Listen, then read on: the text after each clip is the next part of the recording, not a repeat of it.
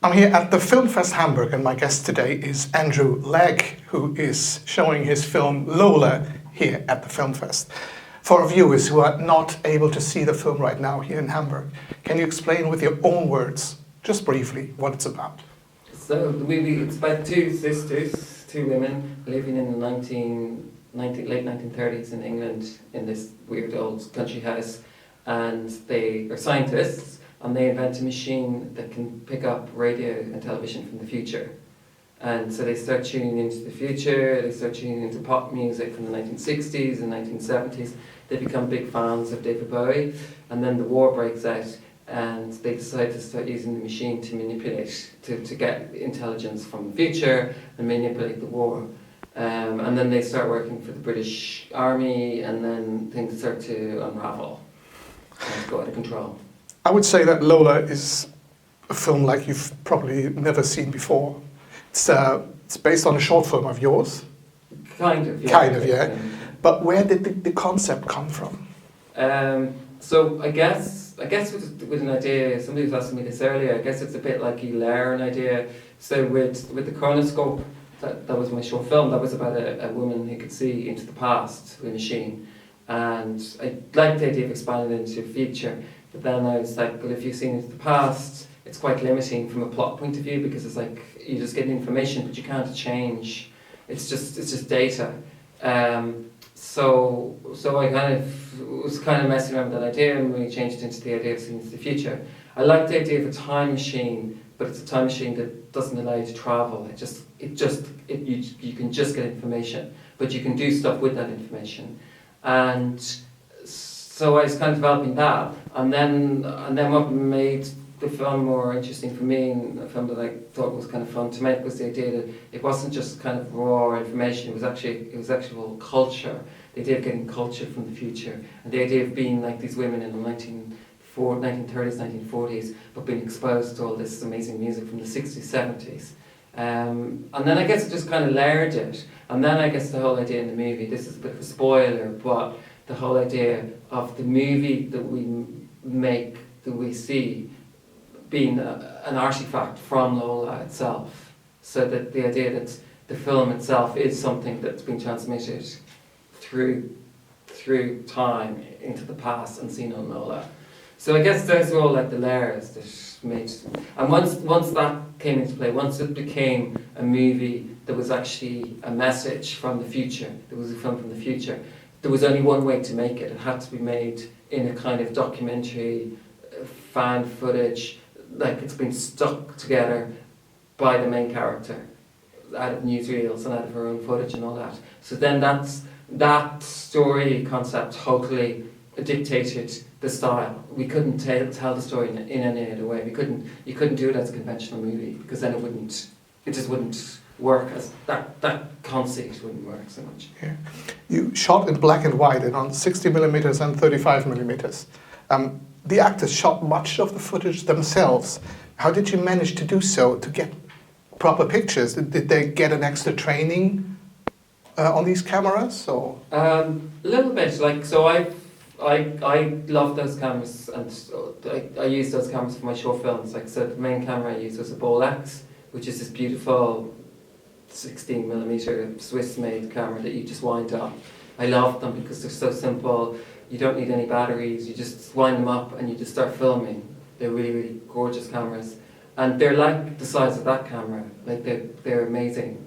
And they would have used those for documentaries, and animators used them a lot in the 1960s, 1950s, 60s, 70s. So that was great. So I was very comfortable with those cameras anyway. And you can load them really fast. Just pull out the film, all that stuff. You don't have to go into a dark room to do it. The actors came over to Ireland. They were English actors, but we filmed in Ireland. They came over to Ireland. It was during COVID, so they had to isolate for 2 weeks before we could start shooting. So we had that little bit of time. They were staying in this hotel, and I just spent a day with them where I gave them my Bolex, and we were filming stuff, and I taught them how to develop the film themselves, and we did all that so they could see the whole process. And then I lent them the Bolex and some more rolls of film, and they just went off and filmed stuff. But you know, they were smart, and Stephanie is also an artist, so she has an eye anyway. So that was it, and I think it was just fun for them, and they kind of embraced it. You also used archival footage, but it was somehow manipulated to create an alternative future. What was the process like? That was quite fun and long. So we kind of had our script, and we had like scenes in our script of what I ideally wanted to see in the movie. So like London being blown to pieces was one of them. So then it was like it was kind of chicken and egg. We were working in the archive before we shot the film, and we were looking for footage that we could use. So like we found amazing footage of like a plane flying over the south of England, over Brighton, and different like southern English towns and beaches and stuff. So we were able to kind of plan for that footage to be in our sequence, but then manipulate that and like put in like bombs and burning buildings and stuff like that. So we would find footage, and then we would before we shot the film, and then we would plan around that. So there's another sequence in the movie where the two women get arrested. They're taken through London to court to get tried because they're charged with treason. So I was looking for footage of people protesting outside a prison where they'd have like banners and stuff. And my plan was that they'd have banners, and then we would be able to change the text on the banners. I couldn't find any shots of people protesting outside of a prison, but I found this amazing footage of people protesting with a balloon, where they'd written a slogan on a balloon, and they were kind of pushing the balloon up in the air, and then the police were trying to take the balloon off them. And I loved this footage because it was so unusual to see a kind of slogan on a balloon, and I loved it as well because there was movement, because the balloon's kind of going up, and then the balloon kind of moves, and that kind of you can kind of do a cut in the movement of the balloon to your next shot. So we got that footage, and then that was shot in London in 1946. So what we did then was we went and we looked for locations in Dublin that matched the locations in that footage, which is this kind of old Georgian grey building with an archway in it. We found a similar building in Dublin, and then we kind of reverse engineered, so we storyboarded almost like backwards, where we had the existing footage, and we then had to get the shots to continue to match that. And then we got our production team to make a similar sized balloon, and then in post-production we were able to, we had our slogan on our balloon, and then we were able to get our post-production people to put that slogan on the balloon in the archival footage, and then it kind of stitched the two bits together. So that was, I guess, an example of reverse engineering. It sounds like very much effort. That was quite fun. It was like effort, but then you were getting a lot of value, because you were getting, in the script it was like, like 300 people are outside protesting and throwing, slogans around, but our film was very, very low budget, so you were getting a lot of value out of those shots, because we just had to shoot like 3 or 4 shots, and we had 6 of these shots, and then suddenly we have like 11 shots to make the sequence, which is nice. Wow. The sisters are played by Emma Appleton and Stephanie Martini. How and where did you find them? So they were, it was a casting director that I worked with called Jesse Frost. He's London based. It was an Irish production, but I wanted to get English actresses because they're English characters. And, so that was that. And then, so Jesse kind of worked with me. We initially cast Emma Appleton to play Thomasina, and I'd seen her in a Channel 4 thing called Traitors, and we really liked her, so we got her. And then once she was cast, that kind of dictated, because you're kind of trying to match off her to cast her sister. And also I wanted, her sister had to be able to sing as well, so that was another thing, and because Stephanie sings all her songs. Which brings me to the next question. Music is another important part of the film. So tell me a little bit about searching and finding these songs that you used. Yeah, so the music for me, I think, was the most fun in the movie, and I think because I think the movie is flawed. Like it's got, but yeah, But for me, the music is like the strong part of the film. So the way that worked was, it's kind of interesting because the early draft of the script, it was much more just a sci-fi changing the future. And then we had the idea of like bringing music and culture into it, and the idea that they see music. So that was quite fun. But just the idea of how they, by messing with the future, you might accidentally find that some of your favourite pop singers no longer exist, or maybe took up alternative careers like becoming dentists. So we like the idea of how like you're kind of portraying history through music and culture. So I'm probably answering this question in a long-winded way, but anyway, we liked, for the film, I wanted to, I suppose there's two things. So we needed to have very iconic musicians in the movie. Like it had to feel like musicians that are universal, that we know like all around the world and we love. That was one thing. And also musicians that that really had an impact culturally, and whose music was came out of, like, was quite new in terms of sound and stuff.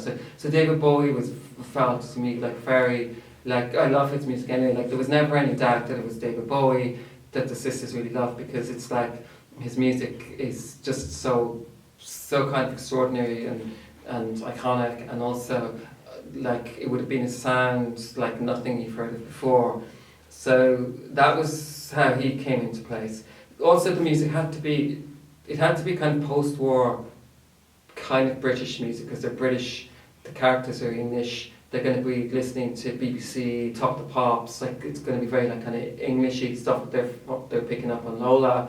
So the idea of stuff that's on those mediums, so kind of felt like it was going to be English bands, but also it had to be kind of post-war. Couldn't be music from the 90s or even the 80s, definitely not the 20noughties. It felt like it had to be kind of that generation that would have been kids at the end of the Second World War, who then grew up and who started writing music in the 60s, 70s, so that's like David Bowie.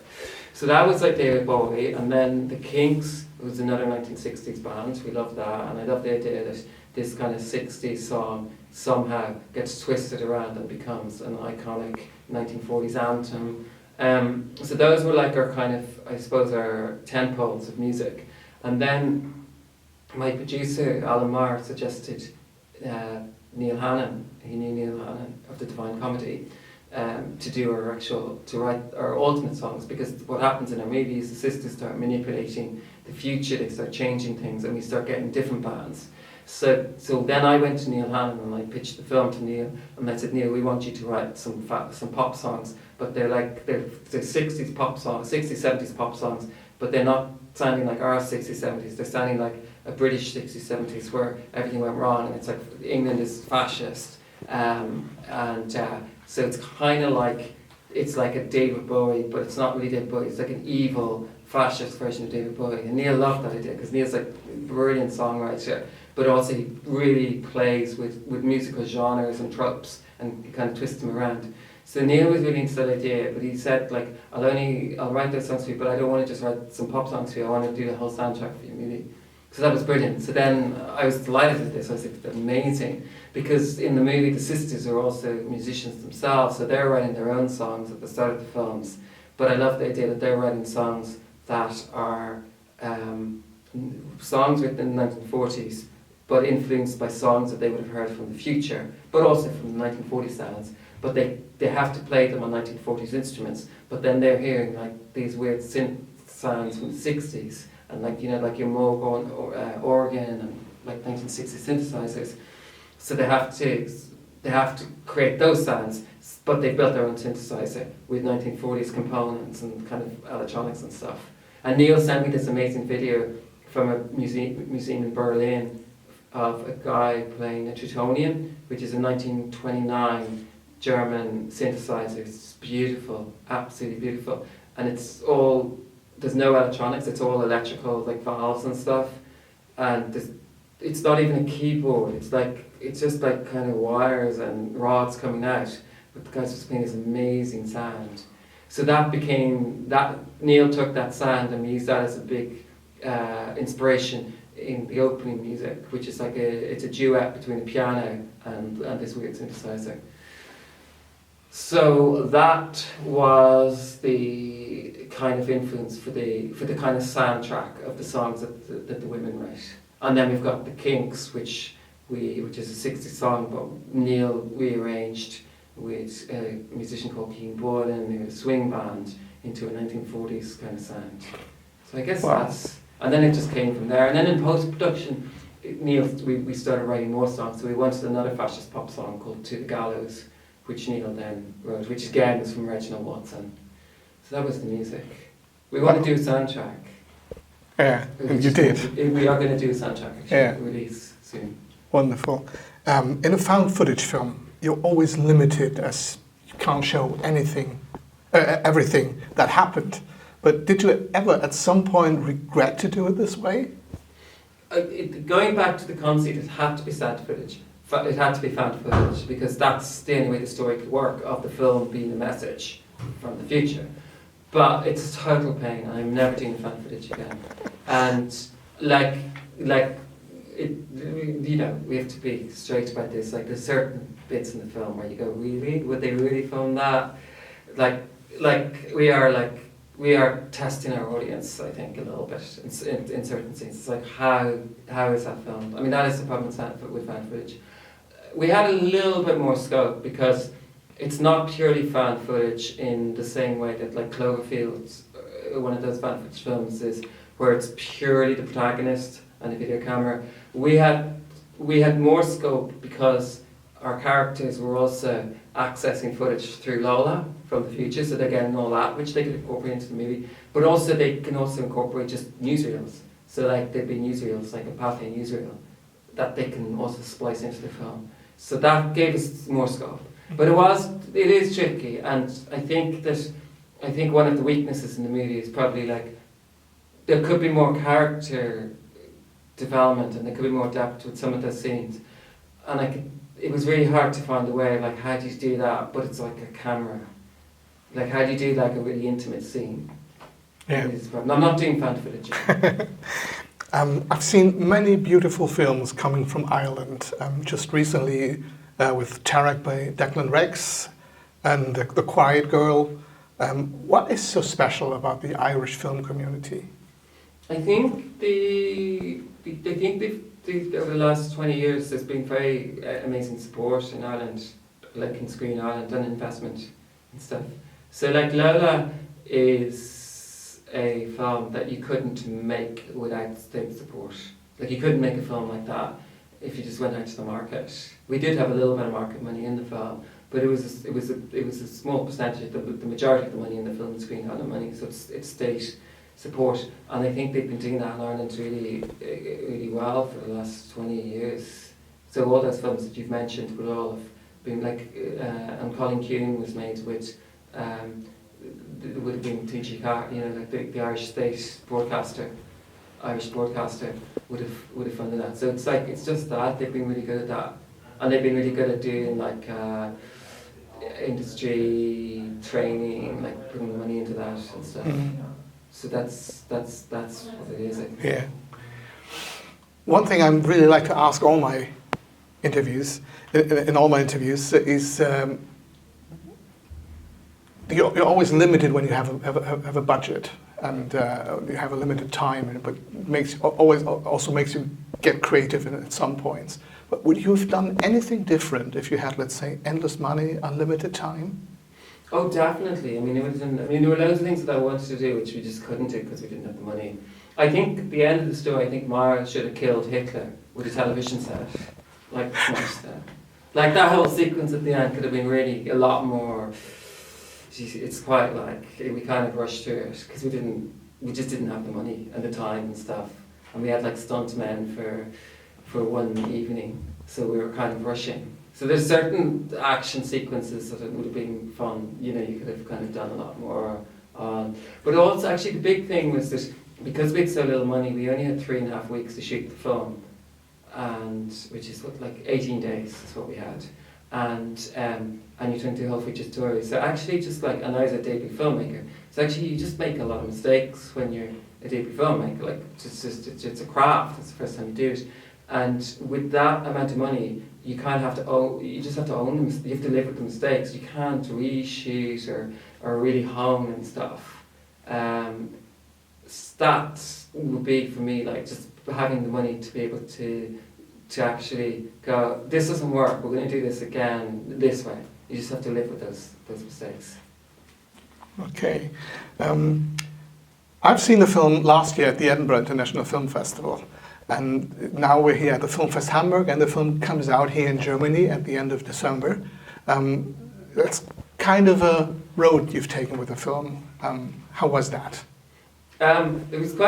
It's been kind of fun, because I made the film in COVID, which was like nearly 3 years ago now, we shot it. But then we had this very long editing where we had to, like the edit was, believe it or not, was 8 months. Was it 8 months? Yeah, we started editing it in October, and we edited it until Easter, with a Christmas break. It was brutal, because there was so many mistakes, and we were like, we shouldn't have done it this way, shouldn't have done it this way. There were a lot of things in the script, because it's kind of an experimental movie. We didn't have a reference point. We could never like pitch when we were kind of trying to work out what is this movie. It's kind of like a Zelig type Woody Allen thing, but it's not really Zelig, and it's not really Cloverfield, but it's somewhere in that area. So there was a lot of things that I'd just done, that I'd planned, that just didn't work, and we had to reinvent it in the edit. So the edit was a lot of like reinventing stuff, and then we couldn't get actors back because of the lockdowns, and they couldn't travel and all that stuff. So we had to do certain things literally on remotely, like with just ADR. Like we'd get them. There's some scenes in the film where you don't see them, and you're just hearing them talking and fighting, and that was done remotely because we just didn't have those things. So that was tricky. So by the end of that process, I was like, you don't know what you have in terms of a movie. So when we started to do the festival thing, our first festival was the world premiere was the Locarno Film Festival, and I just didn't know how people would react to it. Like whether people would just be like, "What the hell is that?" I mean, some people are like, "What the hell is that?" Definitely, like it's not for everyone, this movie, which is good. Absolutely. And it is like weird and experimental and stuff. So I suppose so I've been pleasantly surprised by the critical, because the critical thing has been good. Like the critics have been very nice to us. Like, and some of them will say, it's flawed, but like, do you know Mark Commode? Yeah, of course. He gave us a great review last week because it was BFI Film of the Week. I saw the video that you It posted, yeah. was great, and he interviewed me earlier in the year, and he's great. And he said, it's rough around the edges, the way he says it, but he embraces the concept. So I think the critics have been really generous like that. Yeah. Because it's easy to rip apart. Yeah, of course. So that's been really nice for me. So let's wrap our little talk up with a look into the future. Is there anything on the horizon you're already working on? What's coming next? So I am working on another movie. It's a sci-fi, and it's not found footage. I'm not doing found footage, but it's the thing I'm trying to do. It's music based, and it's sci-fi, and it's going to be color as well. But I do want to. I still want to keep the aesthetic of shooting on film and that whole thing. I love shooting on film. I'm really looking forward to see that at some point. Thank you very much for the interview, and good luck with the screening tonight. Thank you. Thank you so much. Thank you. Okay. Great. Lovely. Was that okay, that interview? Yeah.